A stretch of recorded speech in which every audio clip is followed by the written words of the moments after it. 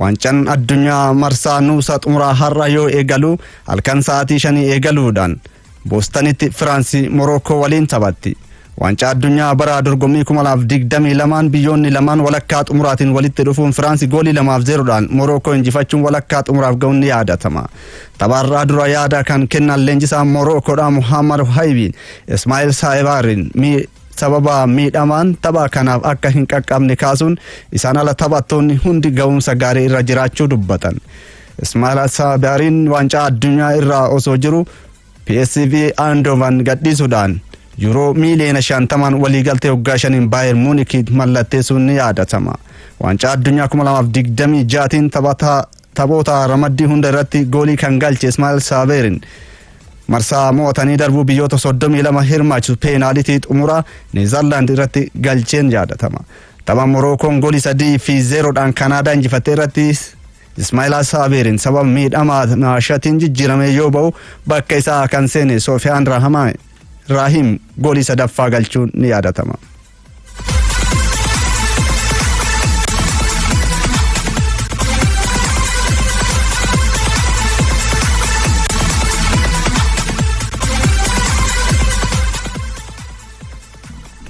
Wancaa addunyaa taphoota nuusa xumuraa biyyoota Awurooppaa 6 Afrikaa fi Ameerikaa kibbaarraa biyyi tokko waliin morkatu.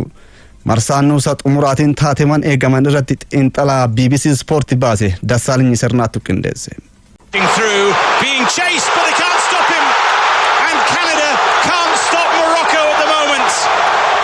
Wancaa addunyaa bara 2026 biyyoonni 48 irratti hirmaataa turan biyyoota 40 qe'eettiin deebisuun nuusa xumuraatiin biyyoota 8 hafan waliin morkachiisa. Biyyoota 16 kan hirmaachisee ardiin Awurooppaa biyyoota 6 nuusa xumuraatiif dabarfate. Biyyoota 10 kan hirmaachifte Afrikaarraa Morookoon, biyyoota 6 kan hirmaachisee Ameerikaa kibbaarraa Arjentiinaan marsaa nuusa xumuraa keessatti hafaniiru. Marsaa walakkaa xumuraatiif darbuudhaaf Arjentiinaa fi Morookoon alattiin biyyoonni Awurooppaa 6 France, Spain, England, Norway, Switzerland fi Belgium morkiin taasisan ni eegama. Wancaa addunyaa bara 2022 Qatar qopheessteen Morookoon goolii Yusuf El Nesriin galcheen 1-0 Portugal injifachuun walakkaa xumuraaf gahuun seenaa hojjette. Barana Kanaadaa injifachuun nuusa xumuraaf gahuun daandii dheeraa deemuuf qophiirra jirti. Ta'us nuusa xumuraatiin biyya waggaa 4 dura wancaaf geesse Arjentiinaan mo'amtee France waliin morkachuun ishee tulluu dhiibuu itti taaf sodaatame. Kylian Mbappeen wancaa addunyaa baranaatiin goolii 7 galchee badhaasa kophee warqee fudhachuudhaaf Lionel Messi kokkee qabee hordofaa jira.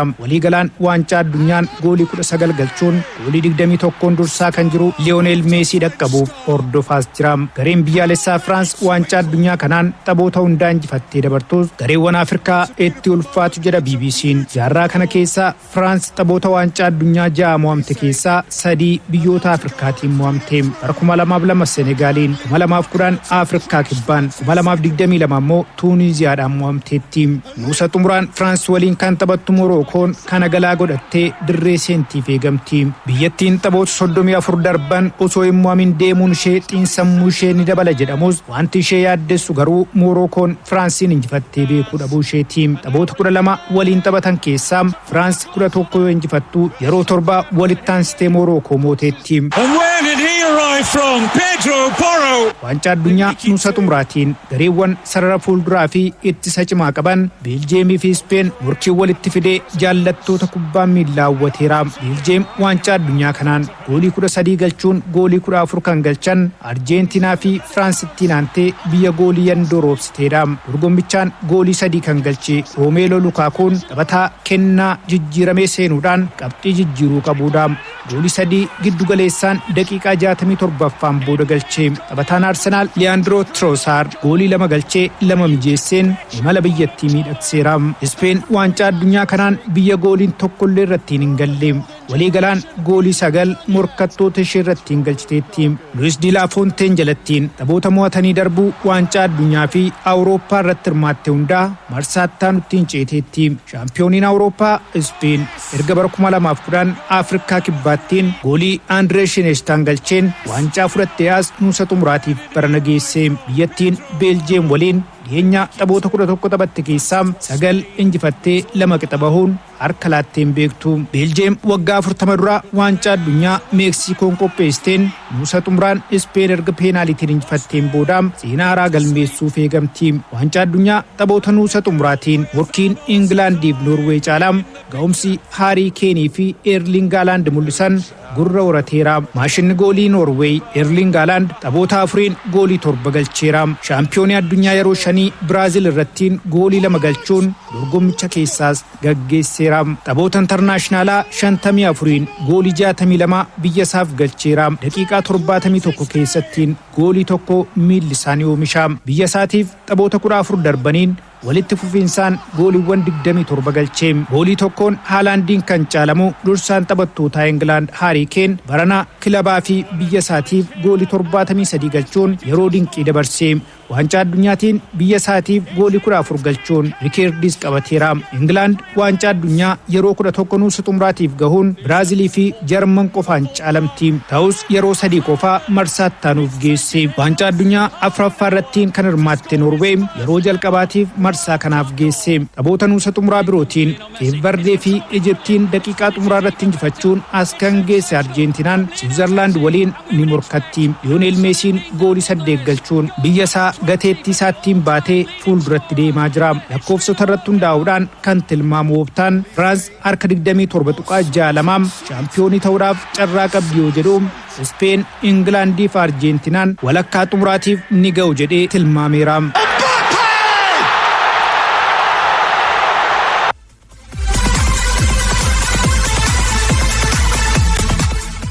Waancaa addunyaa kanarra Firaansiif Morookoo waliin taphatan dirree shaampiyoonota kallattiidhaan kan isin biraan ga'u ta'a gamanuma hordofaa isiniin jecha oduuwwan itti darba.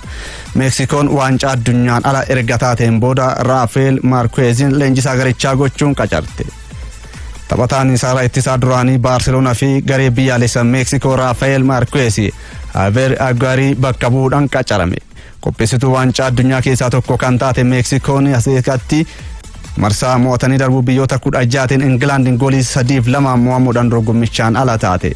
Taphoota 147 Meeksikoodhaaf kan taphate Raafeel Maarkeezi gargaara Javier Aguirre ta'uudhaan tajaajilaa turuun ni beekama. Leenjisaanii umrii 47 Raafeel Maarkeez bara 2024 eegaluudhaan gara Meeksikoo deemuudhaan dura garee guddattoota Baarseloonaa leenjisaa ture.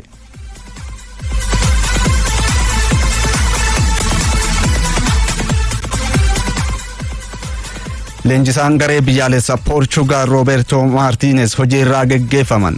Waancaa addunyaa marsaa gareewwan 16 Poorchugaal Ispeeniin goolii 1-0 mo'amuun dorgommiin ala erga taatee booda Federeeshiniin kubbaa miilaa biyyattii leenjisaa Rooberto Maartiines geggeessuu beeksise.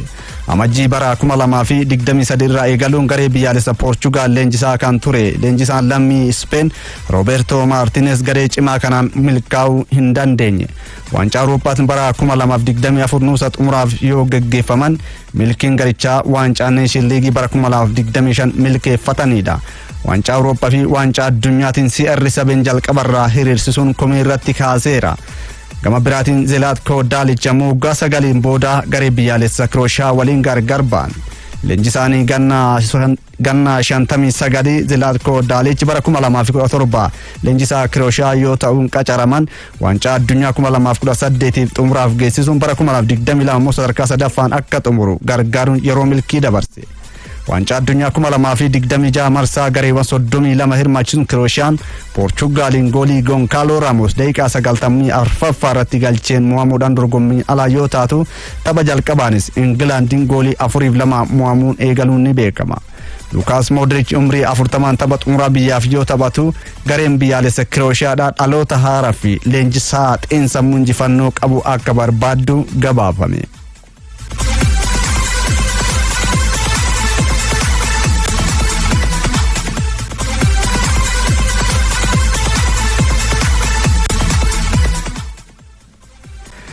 Taphataan Manchester United barbaadamu kilaba isaa waliin turuuf murteesse. Taphataan sarara gidduu Real Madrid fi garee biyyaalessa Firaansi Oriol Tchouameni Real Madrid waliin turuudhaaf murteessee jedhame. Manchester United barbaadamaa kan turee fi bakka Casemiro ni bu'aaf kan Manchester United itti abdate Tchouameni waliigaltee haaraa waggaa 5 mallatteessuuf walii gale. Taphataan ganna 26 kana Manchester United baroottan darban sarara gidduu kilabichaa cimsachuuf baay'ee iyyaafachaa ture. Michael Carrick ammoo Tchouameni, Kobe Mainoo fi Bruno Fernandes waliin qindeessuu morkataa waancaa taasisuuf yaadaa ture jedhame. Dabalataan bara dhufu Champions League Awurooppaa irratti hirmaachuun garee cimaan dhiyaachuuf karoora kan qabatan keessumattuu Oriol Tchouameni karoora keessaa tokko ture. Ta'us Jose Mourinho leenjisaa gochuun kan qacarate Real Madrid taphaticha tursiisuun murteesse. Keessumaa taphattoota akka Elliot Henderson fi Matthias Fernandes barbaadaa kan turee fi Tottenham fi Manchester United kan jalaa Manchester City'dhaan kan jalaa fudhatame Manchester United filannoo biraa barbaaduuf dirqameera.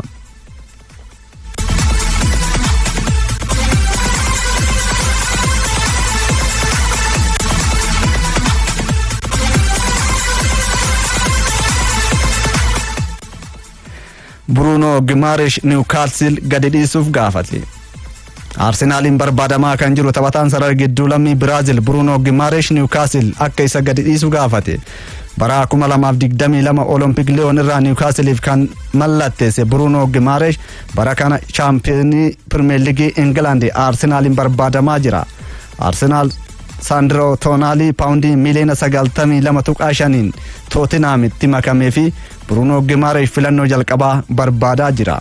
Arsenal paundi miliyoona 55 Bruno Guimaraes mallatteessifachuuf gaafii dhiyeesse. Newcastle yoo didu irra deebiin paundi miliyoona 65 hanga miliyoona 90 dhiyeessuuf qophiidha jedhame. Newcastle Anthony Gordon fi Sandro Tonalis gurguree dursee taphattoota kilabichaa Bruno Guimaraes irratti Bruno Guimaraes dhabuu hin barbaadu jedhame. Arsenal filannoo biraatiin taphataa Bournemouth Alexis Scott fi Khalil Ayoub Bahadi barbaadaa jira jedhameera.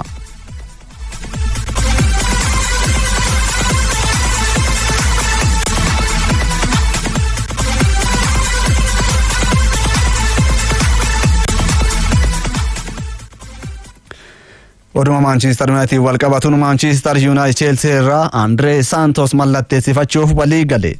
Manchester United taphataa sarara gidduu lammii Brazil Andre Santos Chelsea irraa paundi miliyoona 50 mallatteessifachuuf kilaboonni lamaan walii galan jedhame. Michael Carrick kan leenjuu Manchester United sarara gidduu isaa suphuu irratti yoo xiyyeeffatu kaffaltii jalqabaa paundi miliyoona 48 milkaa'insa argatan irratti ammoo hundaa'uudhaan paundi miliyoona 2 Chelseaf dabaluuf walii galaniiru. Manchester United taphataa lammii Brazil kan biraa Ederson Atalanta irraa paundi miliyoona 35 mallatteessifachuuf yoo walii galu taphattoonni lama qorannoo fayyaa taasisuu jedhamee eegama.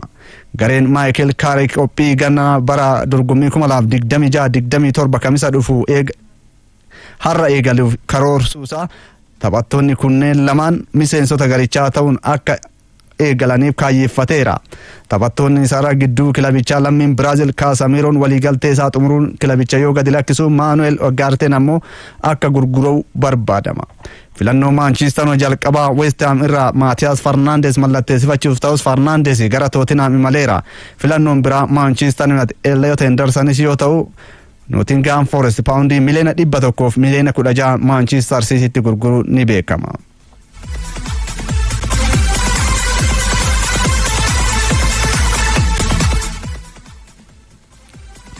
Chelsea paundi miliyoona 40 Giovanni Quenda Sporting Lisbon irraa mallatteessifachuu beeksise.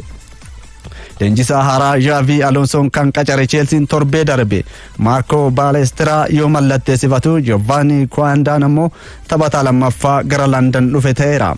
Taphataan umrii 19 Giovanni Quenda mallatteessifachuuf Chelsea biteetosaa bara 2025 yoo walii galu amma ifatti mallatteessifachuu beeksise. Lammiin Portugal Giovanni bakka garagaraa sarara qarqara fuulduraa sarara gidduu fi qarqara irra deddeebiidhaan taphachuun Sporting Lisbon keessa tajaajileera. Quendaan waliigaltee waggaa 8 walakkaa yoo mallatteessu qophii bara dorgommii 2027 Xavi Alonsoon eegalchiisuudhaan miseensota Chelseaatti akka makamee shaakala hojjetu eegama. Giovanni Quindan Sporting Lisboniif taphoota 86 yoo taphatu Champions League Awurooppaatiin taphoota 16 taphachuun taphataa umrii dargaggummaa muuxannoo horateedha.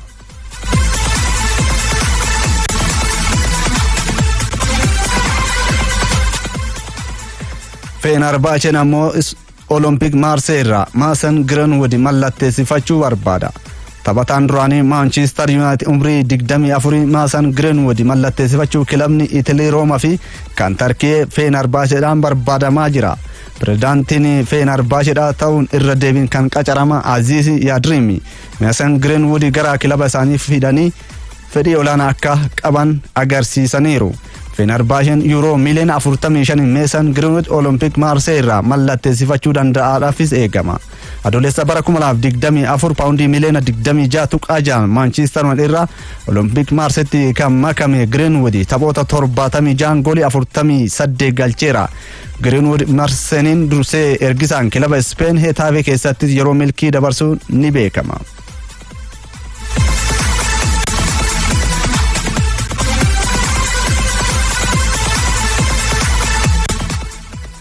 Kabajamtoota hordoftoota keenya oduu ispoortii guyyaa kanaaf qabanne xumurree irraa qophiileen OBN kan birootti uffisa waliin turtii gaarii.